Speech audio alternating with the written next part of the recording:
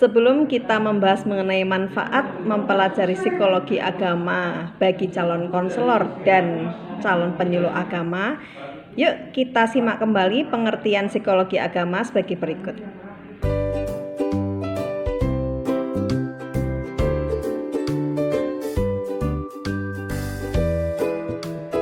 Psikologi agama adalah ilmu yang mempelajari pengaruh keyakinan atau kepercayaan tentang agama terhadap perilaku manusia dalam kehidupannya di lingkungannya. Nah, ilmu psikologi agama ini penting dipelajari bagi calon konselor dan penyuluh agama.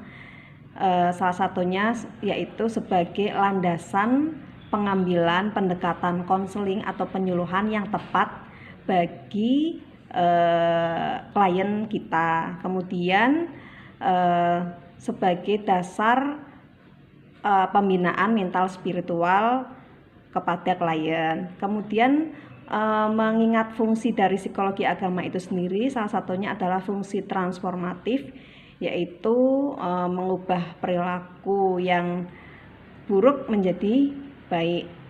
Nah, perlu digarisbawahi di sini, psikologi agama itu kan ilmu yang mempelajari pengaruh kepercayaan agama ya.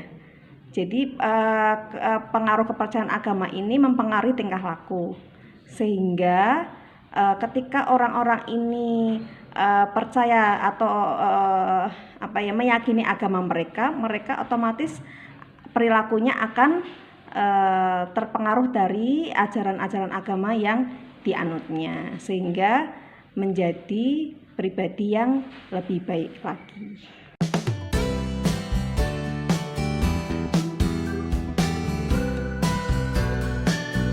Nah, pendekatan konseling yang kita ambil untuk sebagai pertimbangan untuk membantu klien dalam mengatasi permasalahannya, kita ada pendekatan konseling Islam, ada teknik lahiriah, ada teknik batiniah, ada pendekatan al-mujadalah, al-mau'idatul hasanah, kemudian al-hikmah.